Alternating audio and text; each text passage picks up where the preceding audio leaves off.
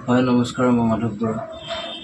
দাদাৰ খবৰটো চবেই শুনিছে আৰু মই যোৱাকালি আহিলোঁ। মই ৰাতিপুৱা আহি পাইছোঁ গণেশগুৰিত আৰু এনেকুৱা মই ঠাইত আছোঁ। মই কি কৰিম মই নিজেই বুজি পোৱা নাই।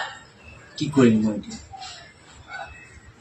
আৰু মোৰ দেউতা এজন মৰিলে, একো কৰিব পৰা নাই। কি কৰিম তাকে ভাবি আছোঁ। গণেশগুৰিত নামিছোঁ, মানুহ থকা এখন পৃথিৱীত থকা যেন লাগিছে আৰু কাহিলী পাৰাতো গৈছোঁ, কান্দা কুটা কৰিলোঁ।